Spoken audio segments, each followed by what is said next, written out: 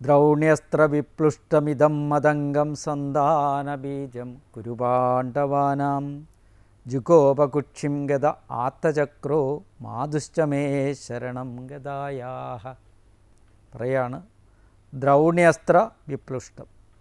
അശ്വത്ഥാമാവിൻ്റെ അസ്ത്ര അഗ്നിയിൽ ദഹിച്ചുകൊണ്ടിരിക്കുന്നതും അശ്വത്ഥാമാവ് കൗരവ-പാണ്ഡവ യുദ്ധത്തിന് ശേഷം അസ്ത്രത്തെ കൊടുത്ത് പാണ്ഡവരുടെ പുത്രന്മാരെ എല്ലാം ദഹിപ്പിച്ചു കൊണ്ടിരിക്കുന്നതും കുരുപാണ്ഡവാനാം കുരുപാണ്ഡവന്മാരുടെ സന്താനബീജം വംശം നശിക്കാതിരിക്കാനുമുള്ള ആദികാരണവുമായ ഇതം ഈ മതംഗം എൻ്റെ ദേഹത്തെ ശരണത്തെ ഗതായാഹ പ്രാപിച്ച മേ എൻ്റെ മാധു അമ്മയുടെ കുക്ഷിം ജഡരത്തെ ഗതഹ പ്രാപിച്ച ചക്രത്തെ ധരിച്ച യഹ യാതൊരു ഭഗവാൻ ജുഗോപ ഗോപനം ചെയ്തു രക്ഷിച്ചു. ഇവിടെ പറയുകയാണ്, പ്രധാനമായിട്ട് എടുത്ത് പറയുകയാണ് മതംഗം എന്ന് പറഞ്ഞാൽ എൻ്റെ ദേഹത്തെ. എൻ്റെ ദേഹം എന്ന് പറഞ്ഞാൽ ആരാ?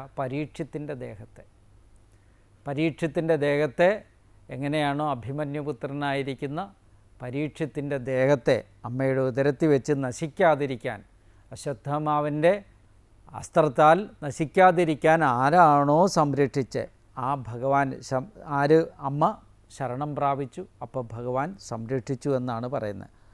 അമ്മയുടെ കുക്ഷ്യ ജഡരത്തെ സംരക്ഷിച്ച ഭഗവാൻ, ആ ചക്രത്തെ കൊണ്ട് ധരിച്ച ഭഗവാൻ ഞങ്ങളെയെല്ലാം സർവദാ സംരക്ഷിച്ചു കൊള്ളുന്നു എന്നാണ് പറയുന്നത്.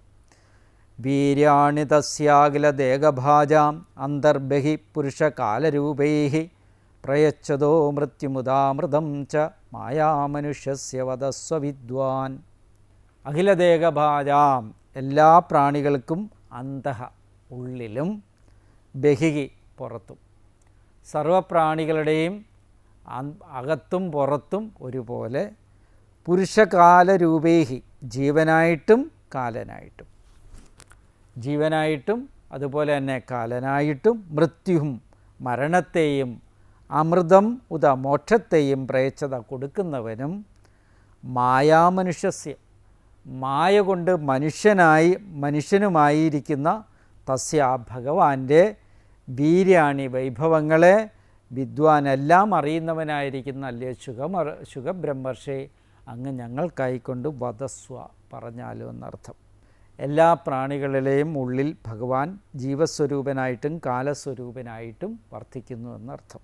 അങ്ങനെയുള്ള ഭഗവാന് മരണത്തെയും അതുപോലെ തന്നെ ജനങ്ങൾക്ക് മുക്തിയെയും സ്മരണത്തെയും നൽകുന്നു. നല്ല വിചാരങ്ങളോടുകൂടി, നല്ല പ്രവൃത്തികളോടുകൂടി, ഈശ്വര സമർപ്പണ ബുദ്ധിയോടുകൂടി ആര് ജീവിക്കുന്നോ അവർക്ക് മുക്തിയെയും അല്ലാത്തവർക്കെല്ലാം മരണത്തെയും നൽകുന്നവനാണ് ആ ഭഗവാൻ എന്ന സാരമാണ് ഇവിടെ ബോധ്യപ്പെടുത്തുന്നത്. അമൃതം മുത മോക്ഷത്തെയും നൽകുന്ന ഭഗവാൻ മായാമനുഷ്യസ്യ മായ കൊണ്ട് മനുഷ്യനായിട്ട് തീരുന്നു. ബാലന്മാരെയൊക്കെ കൊന്നെടുക്കാൻ വന്നിരിക്കുന്ന പൂതനാദികളെ നിഗ്രഹിച്ചത് കാലസ്വരൂപനായതുകൊണ്ടാണ് ഭഗവാൻ. അങ്ങനെയുള്ള കാലസ്വരൂപനായിരിക്കുന്ന ഭഗവാന് മായ കൊണ്ട് മനുഷ്യനായി തീർന്ന ഭഗവാന്റെ വീര്യങ്ങളെക്കുറിച്ച്, വൈഭവങ്ങളെക്കുറിച്ച്, ഭഗവാന്റെ മഹത്വങ്ങളെയൊക്കെ കുറിച്ച് ഞങ്ങൾക്ക് പറഞ്ഞു തന്നാലും അല്ലയോ, ഇതിനൊക്കെ അറിയാവുന്ന അന്തർനേത്രം കൊണ്ട് ഇതെല്ലാം അനുഭവിച്ചറിയുന്ന ശുഖബ്രഹ്മർഷേ അങ്ങ് ഇത് ഞങ്ങൾക്കായിക്കൊണ്ട് വെളിപ്പെടുത്തി തന്നാലും എന്നാണ് ഇവിടെ പറയുന്നത്.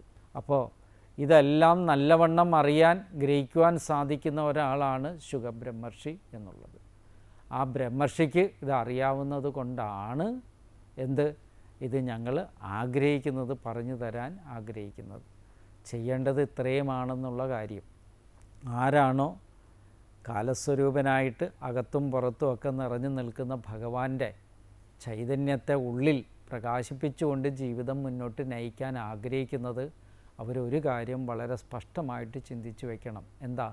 എവിടെങ്കിലും ചെന്നിരുന്ന് സജ്ജനങ്ങളായിരിക്കുന്ന ആളുകളിൽ നിന്ന് ഇതുപോലുള്ള അറിവുകൾ നേടിക്കൊണ്ട് പരിശുദ്ധീകരിക്കണം സ്വമനസ്സിനെ. അപ്പോഴാണ് ഭഗവത് അനുഗ്രഹം കൊണ്ട് നിറയുന്ന മനസ്സായി അവിടെ ഭവിക്കുന്നത്. അതാണിവിടെ വളരെ സ്പഷ്ടമായിട്ട് ഭാഗവതം വെളിപ്പെടുത്തിയിരിക്കുന്നത്. എല്ലാവർക്കും ആ ഭഗവാന്റെ അനുഗ്രഹം ഉണ്ടാകട്ടെ. നമസ്കാരം.